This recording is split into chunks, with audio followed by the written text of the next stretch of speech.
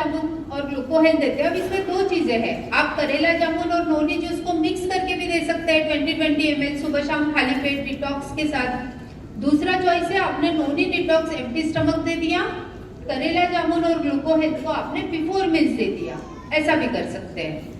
Before just आप खाना खाने बैठ रहे हैं या नाश्ता करने बैठ रहे हैं उसके पहले भी दे सकते हैं। और उसके साथ आ गया विटामिन D3।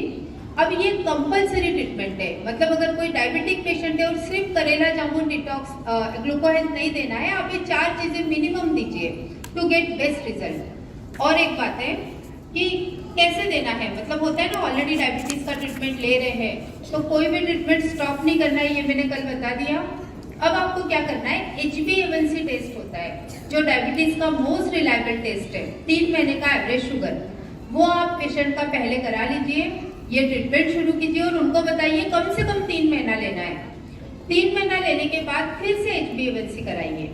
जैसे जैसे उनका HbA1c कम आएगा, जैसे कि 6.5 के अंदर बहुत अच्छा होता है, अगर 6 के अंदर आ जाए तो patient is absolutely non diabetic. So अगर ये जैसे जैसे नीचे आता है तो पेशेंट का एलोपैथी कम हो जाएगा। अगर वो एलोपैथी नहीं ले रहे हैं तो बहुत ही अच्छी बात है। अगर 8 भी है पेशेंट का, 9 भी है और अगर उन्होंने एलोपैथी स्टार्ट नहीं किया है तो मैं करने के लिए नहीं बोलती हूँ, मैं बोलती हूँ आप एक्सरसाइज करो, डाइट में ध्यान रखो, मीठा कम बिल्कुल नहीं खाना है, शक्कर वाला, फ्रूट्स आप खा सकते हो और उसके साथ ये ट्रीटमेंट शुरू कीजिए। तो बहुत लोग हैं जिनको दवाइयाँ स्टार्ट करने की जरूरत नहीं पड़ी।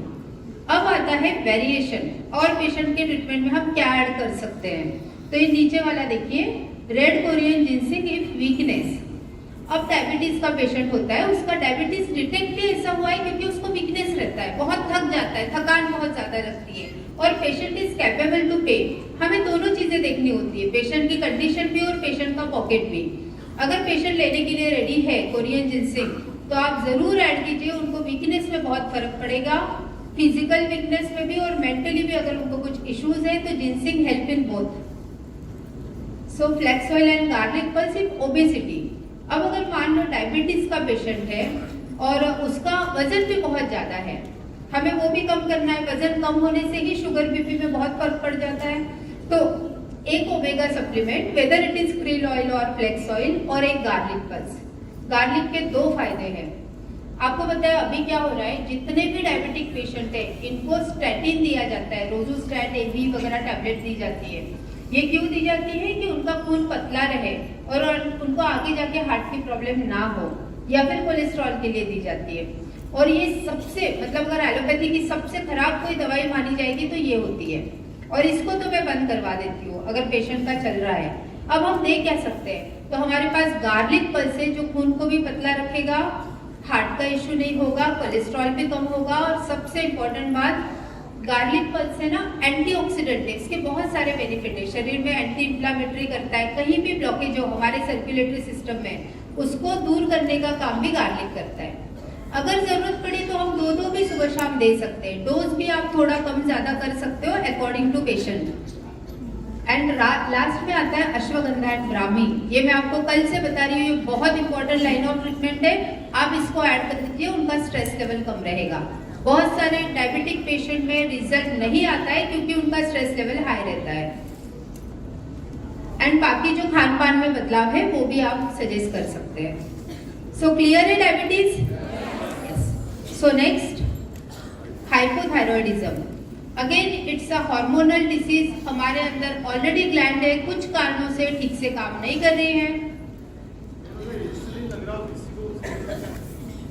हाँ, अगर डायबिटिक पेशेंट का इंसुलिन चल रहा हो तो बहुत अच्छी बात है। आपको पता है हम क्या कर सकते हैं, हम पेशेंट को ट्रीटमेंट स्टार्ट करवा के एक 10-10 दिन में हम उनका चेक करें और ऑब्जर्व करें, और उनका अगर वैल्यू कम आ रहा है तो हम 4 पॉइंट से इंसुलिन कम कर सकते हैं। मतलब ये राइट्स पेशेंट को भी होते हैं, उनके इंसुलिन लेवल में वो बदलाव कर सकते हैं कि अगर उनका लोअर आ रहा है तो अगर वो मान लो 12 पॉइंट ले रहे हैं तो 8 पॉइंट कर सकते हैं, फिर 2-3 दिन ले, फिर चेक करें, अगर लोअर आता है, ऐसे करते करते उनका इंसुलिन का डोज डेफिनेटली कम हो जाएगा।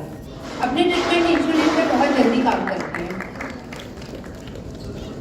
देन हाइपोथायरॉयडिज्म, हमारे ग्लैंड को फिर से सिर्फ काम पर लगाना है, हमारे अंदर तो ऑलरेडी है। सबसे easy disease to treat by Modicare supplements is hypothyroidism, इसके सबसे ज्यादा रिजल्ट्स है अपने पास। So noni and detox, calcium vitamin D3, garlic pearls and flax oil.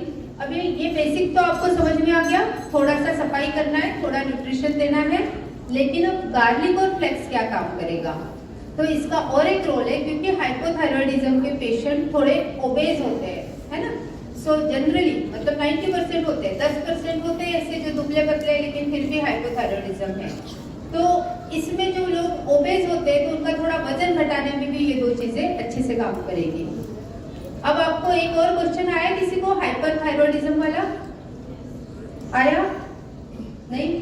क्योंकि थायराइड में दो टाइप्स होते हैं, Yes. है ना, एक दुबला करने वाला और एक मोटा करने वाला, ऐसा जनरली बोलते हैं। Yes. सो हाइपोथायरॉयडिज्म का ये ट्रीटमेंट है, ये वेट लॉस में भी मदद करेगा। एक होता है हाइपरथायरॉयडिज्म का ट्रीटमेंट, तो वो वाला डिफरेंट है, वो बताती हूँ।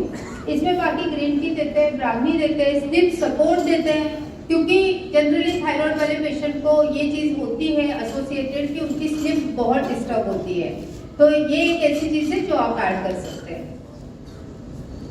नेक्स्ट, हाइपर का ये जो ट्रीटमेंट है ना, थोड़ा सा हाइपर इसलिए मैंने नहीं समझाया क्योंकि वो बहुत अनकॉमन है, बहुत कम लोगों में होता है, सॉरी हाँ अनकॉमन है, तो ये मेरे पीडीएफ में आपको मिल जाएगा। हाइपोथायरॉयडिज्म सबसे कॉमन टाइप ऑफ थायराइड है, इसके वजह से कई बार महिलाओं में प्रेगनेंसी भी नहीं रहती है, अगर प्रेगनेंसी रह भी जाए तो बेबीज उतने हेल्दी नहीं होते या उसमें भी कॉम्प्लिकेशन हो सकते हैं। तो आप ये ट्रीटमेंट देंगे, ये प्रेगनेंसी में भी हेल्प करेगा, हार्मोन्स लेवल को सही करेगा, तो एक हार्मोन को नहीं करेगा, शरीर के सारे हार्मोन्स को ठीक करेगा, तो ये ट्रीटमेंट आप दे सकते हैं। सो मैंने इसीलिए हाइपर वाला नहीं दिया, वो आपको कंफ्यूज करेगा।